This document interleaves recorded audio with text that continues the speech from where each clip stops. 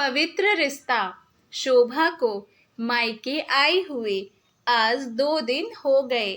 शाम के समय टहलते टहलते वे पार्क के तरफ चली गई, जहां उसकी दादी अपनी सहेलियों के साथ बैठकर गप्पे लड़ा रही थीं।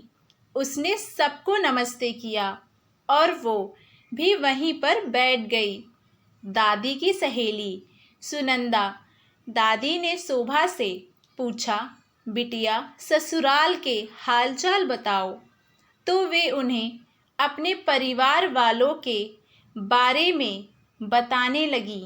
तभी सामने से पारो दीदी गुजरती हुई दिखाई दी, तो उसने चिल्लाकर पारो दीदी से नमस्ते कहा। जब पारो ने उसे देखा तो मुस्कुराकर उसे भी नमस्ते कहा। वहाँ पर आना चाहती थी, पर पता नहीं क्या सोचकर मुस्कुराकर चली गईं। उसके चले जाने के बाद सुमिति दादी ने मुंह बिचकाया और बोली, शोभा बेटी, तुझे क्या ज़रूरत है उनके जैसे लोगों से संपर्क रखने की। शोभा समझ नहीं पाई। उसने सुमिता दादी से कहा, दादी आप ऐसा क्यों कह रही हो? पारो दीदी इतनी तो अच्छी हैं। तो सुमिता दादी ने कहा, क्या तुझे पता नहीं है, इसका राजू के साथ अवैध संबंध है। पति जब था तब तो थोड़ी गनीमत थी, अब तो खुलेआम उसके घर में रहता है और आता जाता है। एक नंबर की चरित्रहीन है पारो, अपने बच्चों से भी शर्म नहीं करती। शोभा ने बात को बीच में काटते हुए कहा, दादी आप उन्हें चरित्रहीन कैसे कह सकती हैं? क्या जिंदगी में एक बार गलत आदमी मांग भर दे तो उसके बाद लड़की की जिंदगी खत्म हो जाती है? क्या उसे जीने का अधिकार नहीं रह जाता? और रही बात पारो दीदी के पति मंगल की, तो उस शराबी की पत्नी होने से अच्छा है विधवा या अविवाहित रहना। अरे कौन सा सुख उसने पारो दीदी को दिया था? बस एक ही सुख दिया था, 3 बच्चे उसकी गोद में कम उम्र में थमा दिया और खुद होटल में काम करता था, शराब पीकर पड़ा रहता था।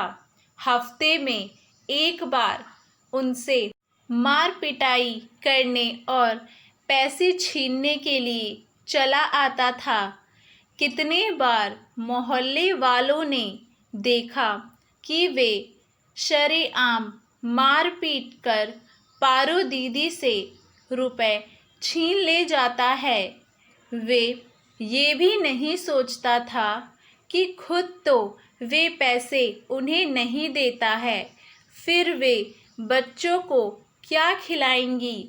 वे तो राजू चाचा के डर से थोड़ा बाद में मारना पीटना कम कर दिया और अपने शराब के लत से ही मर गया। तब इसी राजू चाचा ने पारो दीदी को सहारा दिया। जहाँ खुद काम करते हैं वहाँ पर उनको काम दिलवाया और अब पूरी जिम्मेदारी से पारो दीदी का साथ निभा रहे हैं, साथ ही अपने परिवार को भी संभालते हैं। जिस राजू चाचा के साथ संबंध के चलते आप चरित्रहीन कह रही हैं, उसी राजू चाचा की देन है कि पारो दीदी की दोनों बेटियां विवाह करके अच्छे घरों में सुखी ससुराल जा चुकी हैं और बेटा भी काम करके अब अपनी माँ का सहारा बन रहा है। अगर उस समय राजू चाचा ना होते तो शायद पारो दीदी अपने बच्चों के साथ भूखमरी से खुदकुशी कर लेती या किसी गलत धंधे में पहुंच जाती, क्योंकि एक जवान खूबसूरत औरत सबको मौके की तरह लगती है, जिम्मेदारी की तरह नहीं। पूरे समाज में यदि किसी ने ये जिम्मेदारी उठाई तो राजू चाचा थे और अब भी वे जिम्मेदारी पूरी ईमानदारी से निभाते हैं। पारो दीदी की भी तथा अपने परिवार को भी आज जब मैं खुद बाल बच्चेदार हूँ तब मुझे ये बात समझ में आती है कितना मुश्किल होता है सारी जिम्मेदारियों को इस महंगाई के ज़माने में निभाना, जबकि हम दोनों मियाँ बीवी दोनों ही कमाते हैं, फिर भी कुछ ना कुछ कमी रह जाती है। तो सोचिए वे अकेली 3-3 बच्चों के साथ किस प्रकार गुज़र बसर करती अगर उन्होंने किसी का हाथ ईमानदारी से थाम लिया तो मेरे लिए उस शराबी और जलील के रिश्ते से ज़्यादा पवित्र रिश्ता राजू चाचा और पारो दीदी का लगता है। आपके लिए बेशक वे गलत होंगी पर मेरे लिए रत्ती भर भी नहीं हैं। दादी शोभा की बातें सुनकर कुछ भी प्रति उत्तर में नहीं बोल सकीं।